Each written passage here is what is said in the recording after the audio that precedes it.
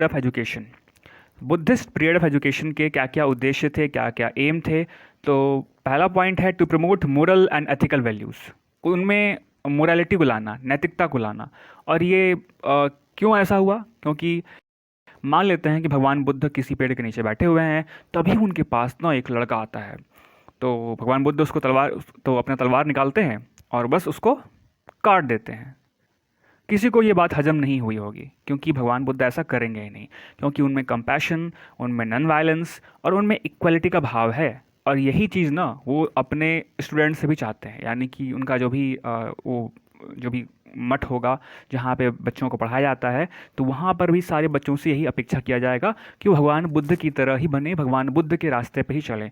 और यही इस बुद्धिस्ट वे ऑफ लाइफ का सेंट्रल थीम भी था। दूसरा पॉइंट आता है, वो है to provide education to all sections of society, यानी कि जो भी सेक्शंस हैं, कोई भी, उनका कोई भी कास्ट हो, कोई भी क्लास हो, इससे कोई लेना देना नहीं है। कोई भी नया थॉट कहीं पे तभी पनप पाता है जब वो किसी नए थॉट के साथ मार्केट में, पब्लिक में आता है। तो इसका कुछ बिल्कुल नया थॉट था, जो आज से पहले बिल्कुल भी इस तरह का थॉट किसी ने नहीं दिया था।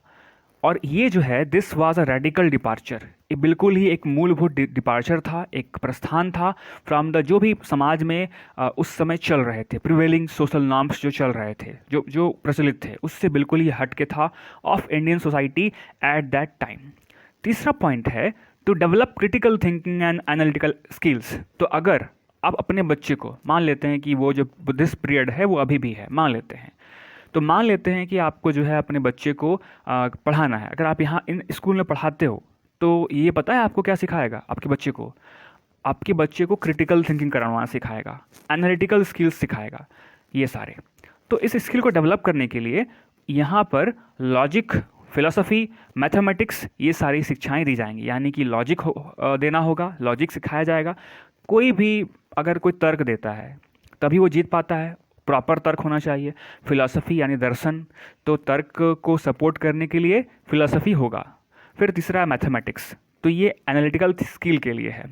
अब मान लेते हैं कि किसी बच्चे को कहा गया कि तुम्हारा कान कौआ लेके चला गया, तो बच्चा क्या करेगा? उसके पीछे दौड़ जाएगा? बिल्कुल नहीं। इस एजुकेशन को प्राप्त करने के बाद वो ऐसा बिल्कुल नहीं करेगा। पहले सोचेगा, अरे कान तो मेरे बॉडी में था, मेरे बॉडी में रहता है, कैसे कौवा लेके चला गया, कब लेके चला गया? तो देखेगा छूके, ऐसे ही भाला लेके उसके पीछे नहीं दौड़ेगा। चौथा point, to promote the spread of Buddhism. तो निश्चित रूप से अगर बुद्धिज़्म स्कूल में आप पढ़ाई कर रहे हो, तो वो अपना बुद्धिज़्म को ना फैलाए, क्या पॉसिबल है? और उचित बात भी नहीं है, क्यों ना फैलाए? फैलेगा तभी तो इस तरह का एजुकेशन पूरे समाज में, पूरे भारत वर्ष में, पूरे इंडिया वर्ल्ड में फैलेगा। तो one of the primary objectives of Buddhist education, ये एकदम प्राइमरी एजुकेशन था। उसके बाद ताकि वो इंडिया में फैले और इंडिया से बाहर बियॉन्ड भी फैले, मतलब विश्व में भी फैले। तो इसके लिए कैसे फैलेगा? बैठे बैठे कोई हवा तो है नहीं, कोई सुगंध या दुर्गंध तो है नहीं जो पूरा फैल जाएगा। ये इसको फैलाने के लिए टीचर्स चाहिए। टीचर्स, उस समय के टीचर्स को मॉन्क्स बोलते थे। तो अब कैसे फैलाएंगे? वो कॉल करेंगे मोबाइल फ़ोन से? नहीं, उस समय तो फ़ोन था नहीं। तो उनको ट्रैवल करना पड़ेगा। तो ट्रैवल करते थे इंडिया में और दूसरे कंट्रीज़ में, ताकि अपने बुद्धिज़्म के मैसेज को फैला सकें। पांचवा पॉइंट है to create a community of learned monks. तो ये जो भी मॉन्क्स थे जो ट्रैवल करते थे, और इसके अलावा इस तरह के मॉन्क्स को प्रिपेयर करना था जो बाहर जा कर के प्रॉपर मैसेज दे सकें। ऐसा नहीं कि बाहर तो चले गए, मॉन्क्स तो हैं, ज्ञान तो बहुत है, लेकिन कुछ बोलना नहीं जानते हैं, तो कैसे होगा? नहीं होगा। इसके अलावा जो भी आगे स्टूडेंट्स पढ़ेंगे उनको पढ़ाना होगा, तो पढ़ाने के लिए भी मॉन्क्स चाहिए।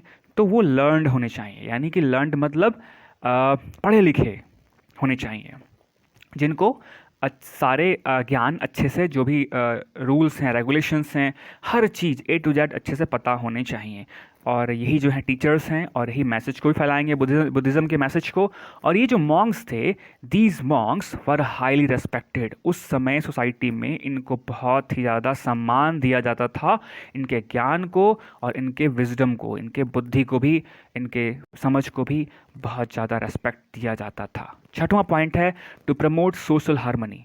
अब इस तरह के एजुकेशन को अगर आपका बच्चा प्राप्त करता है, तो समाज में लड़ाई झगड़ा नहीं करेगा, मिलजुल करके रहेगा, और कंपैशन के भाव को वो एम्फेसाइज करेगा, मतलब उस पर जोर देगा। नॉन वायलेंस की बात को वो एम्फेसाइज करेगा। अगर एक समाज में 100 में से अगर 50-60 अगर बुद्धिस्ट के लोग हो गए तो कैसे लड़ाई होगा? 40 जो बचे वो भी धीरे धीरे बुद्धिस्ट बन जाएंगे, उनको भी वो सिखाएंगे, बिल्कुल ही लड़ने नहीं देंगे, एक बहुत अच्छा बॉन्ड बना के रखेंगे।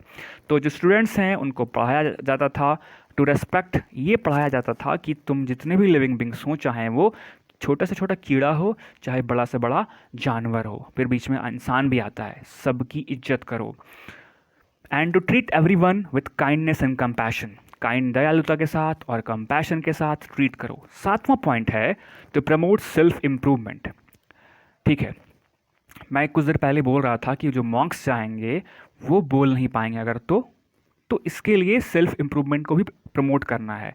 तो स्टूडेंट्स के पर्सनल डेवलपमेंट पे भी फोकस किया जाता था और ये आज के समाज की नीड भी है।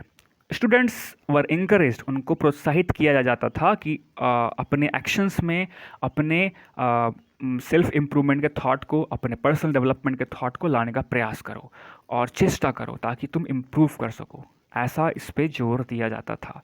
8वां पॉइंट है और आई थिंक ये लास्ट पॉइंट है, to promote peace and non violence. कुल मिला के ये इससे पिछले वाले से बहुत रिलेट करता है। टू पीस, और समाज में आपका बच्चा शांति फैलाएगा, नॉन वायलेंस फैलाएगा, इसका एम यही था।